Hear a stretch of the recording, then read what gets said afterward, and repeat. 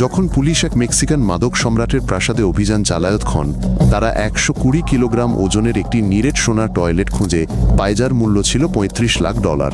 বাড়িটিতে আরও ছিল কুমিরদের জন্য বিশেষভাবে তৈরি একটি উষ্ণ জলের সুইমিং পুল, সাদা সিংহ ও বেঙ্গল টাইগার সহ একটি ব্যক্তিগত চিড়িয়াখানা এবং 40টি বিলাসবহুল গাড়িতে ভর্তি একটি গ্যারেজ। এই কর্তারা এমনভাবে খরচ করেন যা সাধারণ শতকোটিপতিদেরও ভিখারির মতো দেখায়।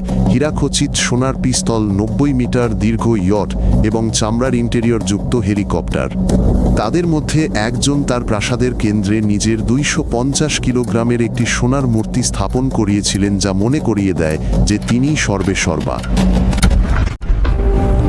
মেক্সিকোর বৃহত্তম সিন্ডিকেটের গ্রেপ্তার হওয়া প্রধান একটি দোতলা জেল কোঠায় থাকতেন, যেখানে একটি জাকুজি, একটি হোম থিয়েটার এবং তার নির্দেশ মতো রান্না করার জন্য একজন ব্যক্তিগত শেফ ছিল। তার ছিল চামড়ার সোফা, একটি ট্রেডমিল, 4টি ফ্ল্যাট স্ক্রিন টিভি এবং দামি রেস্তোরাঁ থেকে আনা খাবার, যা প্রহরীরা একটি নির্দিষ্ট সময়সূচি অনুযায়ী দিনে 3 বার পৌঁছে দিত। অনেক বস সরাসরি জেল থেকেই তাদের ব্যবসা পরিচালনা করে। তাদের কাছে সেল ফোন, ইন্টারনেট ব্যবহারের সুবিধা এবং যৌনকর্মী রয়েছে, যাদেরকে প্রহরীরা টাকার বিনিময়ে কোনো সমস্যা বা প্রশ্ন ছাড়াই ভেতরে আসতে দেয়। একটি কোঠায় তারা লাইভ মিউজিক ও অ্যালকোহল সহ 100 জন অতিথির জন্য একটি পার্টির আয়োজন করেছিল এবং প্রহরীরা শুধু যে তা থামায়নি তাই নয়, বরং মোটা অঙ্কের টাকার বিনিময়ে এটি আয়োজন করতেও সাহায্য করেছিল। সবচেয়ে বড় সিন্ডিকেটগুলো 7.62 calibre automatic rifle, grenade launcher এবং ট্যাঙ্ক বিধ্বংসী ক্ষেপণাস্ত্রে সজ্জিত 10,000 যোদ্ধার নিজস্ব সেনাবাহিনী রক্ষণাবেক্ষণ করে। যোদ্ধারা গোপন শিবিরে সামরিক প্রশিক্ষণ গ্রহণ করে, যেখানে তাদের হত্যা করতে, শত্রুদের নির্যাতন করতে এবং অতর্কিত হামলা চালাতে শেখানো হয়, আর প্রশিক্ষকরা হন প্রাক্তন বিশেষ বাহিনীর সৈনিক। মাত্র 12 বছর বয়স থেকেই শিশুদের নিয়োগ করা হয়। তাদের মাসে $300 বেতন দেওয়া হয়, অস্ত্র দেওয়া হয় এবং প্রতিদ্বন্দ্বীদের হত্যা করতে পাঠানো হয়, কারণ শিশুরা নির্ভীক এবং সহজেই আদেশ পালন করে। 14 বছর বয়সী এক ছেলে জিজ্ঞাসাবাদের সময় শান্তভাবে স্বীকার করেছিল যে সে 2 বছরের কাজে 37 জনকে হত্যা করেছে এবং এতে সে মোটেও ভয় পায়নি, কারণ মৃত্যু প্রতিদিন তার চারপাশে ছিল। তারা নির্যাতন ও মৃত্যুদণ্ডের ভিডিও ধারণ করে এবং তারপর সেগুলো অনলাইনে পোস্ট করে, যাতে প্রতিদ্বন্দ্বী ও পুলিশ দেখতে পায় যে তাদের পথে যারা বাধা হয়ে দাঁড়ায় তাদের কি পরিণতি হয়। ভিডিওগুলোতে দেখা যায় মানুষকে জীবন্ত পুড়িয়ে মারা হচ্ছে, চেইনস দিয়ে শিরশ্ছেদ করা হচ্ছে এবং অ্যাসিডে গলিয়ে ফেলা হচ্ছে। এই সব কিছুই ধীরে ধীরে করা হয় যাতে ভুক্তভোগীরা যথাসম্ভব দীর্ঘ সময় ধরে কষ্ট পায়। গত 15 বছরে মেক্সিকোতে 1,10,000 মানুষ কোনো চিহ্ন না রেখে নিখোঁজ হয়ে গেছে, যাদের বেশিরভাগকেই মাদক সিন্ডিকেটগুলো অপহরণ, নির্যাতন ও হত্যা করেছে। মৃতদেহগুলো মরুভূমির গণকবরে পুঁতে ফেলা হয়, সালফিউরিক অ্যাসিডের ব্যারেলে গলিয়ে ফেলা হয় অথবা সমুদ্রে ফেলে দেওয়া হয়, ফলে পুলিশ বা তাদের পরিবারের জন্য কোনো প্রমাণই অবশিষ্ট থাকে না। মেক্সিকোর বৃহত্তম সংস্থাগুলো বছরে $30 বিলিয়ন আয় করে, যা বলিভিয়া, প্যারাগুয়ে এবং উরুগুয়ের সম্মিলিত বার্ষিক বাজেটের চেয়েও বেশি। একটি গোষ্ঠীর নেতা $1 বিলিয়ন মোট সম্পদ নিয়ে ফোর্বসের তালিকায় স্থান পেয়েছেন এবং বিশ্বের বৃহত্তম প্রযুক্তি সংস্থাগুলোর মালিকদের চেয়েও বেশি অর্থ উপার্জন করেছেন। তারা কোকেন, হেরোইন, মেথামফেটামিন এবং মারিজুয়ানা পাচার করে এবং মাত্র 1 কিলোগ্রাম কোকেন বিক্রি করে $30,000 নগদ আয় হয়। এই অর্থ বৈধ ব্যবসায় বিনিয়োগ করা হয়। নগদ অর্থ পাচারের জন্য হোটেল, রেস্তোরাঁ, গাড়ি ধোয়ার ব্যবসা এবং নির্মাণ সংস্থা কেনা হয়, যাতে তাদের সাধারণ উদ্যোক্তা হিসেবে দেখানো যায়। কলম্বিয়ার অপরাধী চক্রগুলো 30 মিটার লম্বা আসল সাবমেরিন তৈরি করছে, যা সামরিক রাডারের চোখ এড়িয়ে প্রতি ট্রিপে 8 টন কোকেন পরিবহন করে। এই ধরনের একটি সাবমেরিনের দাম $20 লক্ষ, কিন্তু একটি সফল চালানেই এর 10 গুণ লাভ উঠে আসে। তাই জঙ্গলের গভীরে গোপন শিপইয়ার্ডে এরকম কয়েক ডজন সাবমেরিন তৈরি করা হয়। মার্কিন সীমান্তের নিচে 150টিরও বেশি সুড়ঙ্গ খোঁড়া হয়েছে, যার কয়েকটিতে আসল কয়লা খনির মতোই রেললাইন, বৈদ্যুতিক ট্রলি, বায়ু চলাচল ব্যবস্থা এবং আলোর ব্যবস্থা রয়েছে। সুড়ঙ্গগুলো আবিষ্কৃত হয়ে গেলে তারা ক্যাটাপুল্ট ব্যবহার করে বেড়ার ওপর দিয়ে কোকেনের গাঁট ছুঁড়ে মারে এবং রাতে 20 মিটার উচ্চতায় উড়ন্ত ড্রোন ব্যবহার করে একেবারে সঠিক জায়গায় সেই মালামাল ফেলে দেয়।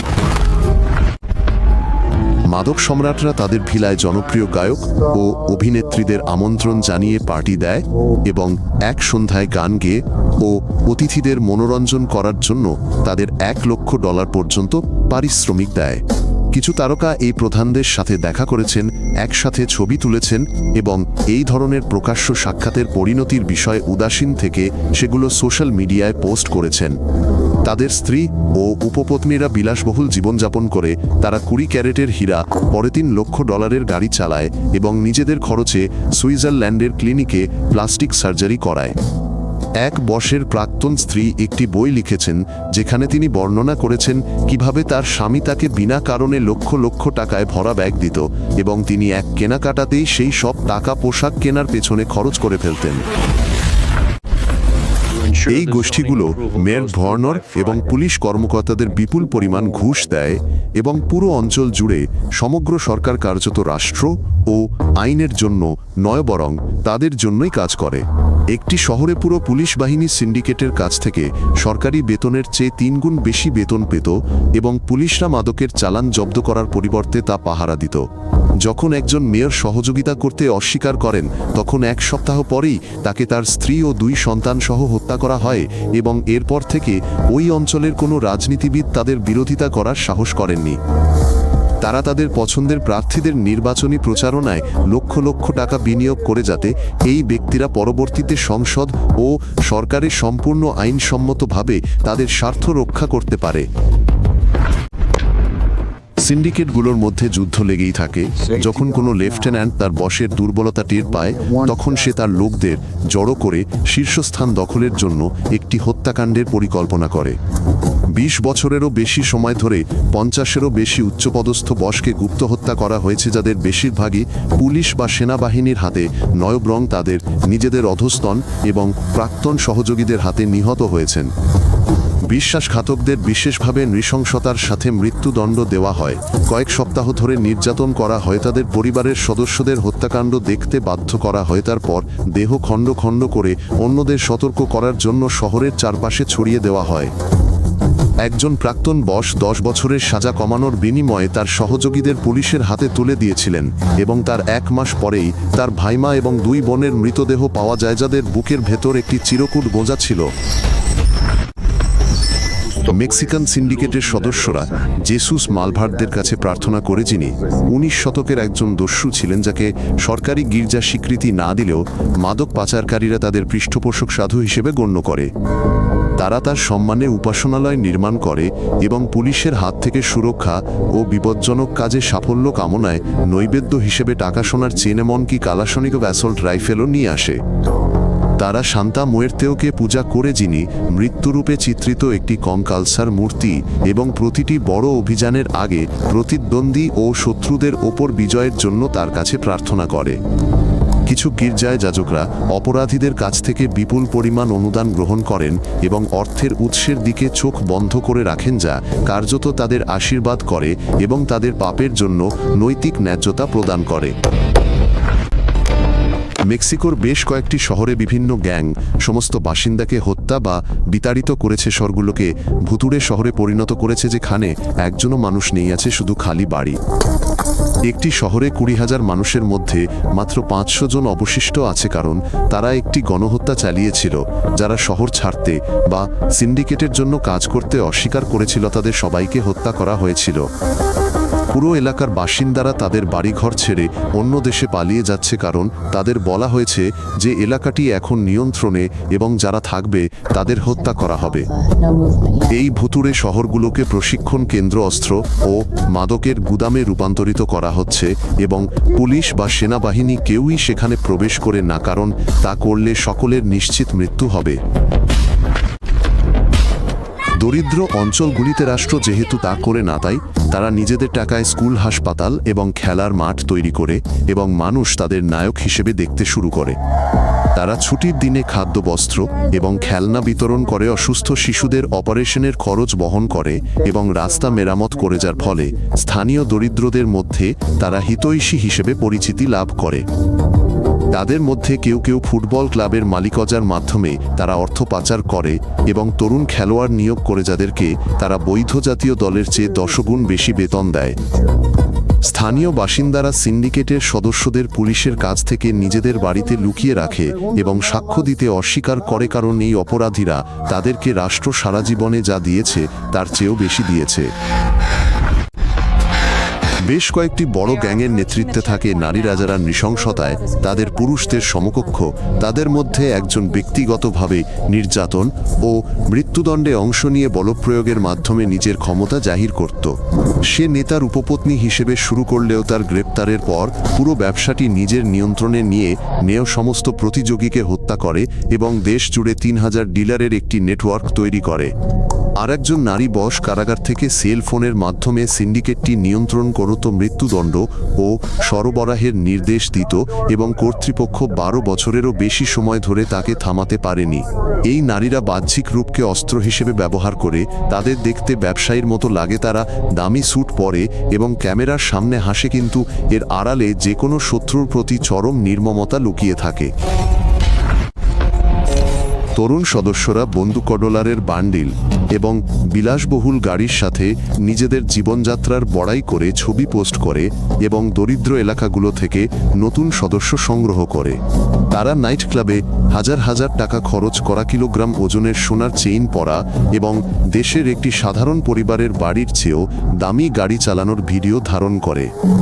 পুলিশ এই পোস্টগুলো ব্যবহার করে, তারা ছবিগুলো ব্যবহার করে অপরাধীদের অবস্থান শনাক্ত করে, মুখ চেনে এবং এমন প্রমাণ খুঁজে বের করে যা প্রতি মাসে কয়েক ডজন অপরাধীকে গ্রেপ্তার করতে সাহায্য করে। কিন্তু সিন্ডিকেটগুলো ভীতি প্রদর্শনের জন্য ইন্টারনেট ব্যবহার করে।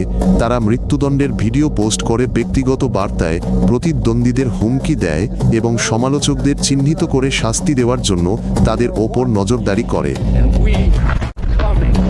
মেক্সিকান সরকার গত 15 বছরে সিন্ডিকেটগুলোর বিরুদ্ধে লড়াই করতে $50 বিলিয়ন বেশি ব্যয় করেছে, কিন্তু হত্যার হার প্রতি বছর কেবল বেড়েই চলেছে। সেনাবাহিনী কয়েক ডজন নেতাকে হত্যা ও গ্রেপ্তার করেছে, কিন্তু প্রতি একজন নিহত হলে আরও 2 জন আবির্ভূত হয়, যা এলাকা দখলের লড়াই শুরু করে এবং সহিংসতা বাড়তে থাকে। মার্কিন যুক্তরাষ্ট্র সীমান্ত সুরক্ষায় $1 বিলিয়ন ব্যয় করে, দেয়াল নির্মাণ করে, ড্রোন ও হেলিকপ্টার ব্যবহার করে, কিন্তু প্রতিদিন সুড়ঙ্গ ও সমুদ্রপথে টন টন মাদক পাচার হতে থাকে। অর্থনৈতিক ক্ষতির পরিমাণ বছরে শত শত বিলিয়ন ডলার বলে অনুমান করা হয়। ধ্বংসপ্রাপ্ত শহর, হাজার হাজার মানুষের মৃত্যু, ব্যাপক দুর্নীতি এবং বিপজ্জনক এলাকাগুলো থেকে ব্যবসা প্রতিষ্ঠানগুলোর স্থায়ীভাবে সরে যাওয়া। যতদিন ধনী দেশগুলোতে মাদকের চাহিদা থাকবে, সিন্ডিকেটগুলো শত শত কোটি ডলার আয় করতে থাকবে এবং কোনো যুদ্ধই তাদের পুরোপুরি ও চিরতরে থামাতে পারবে না।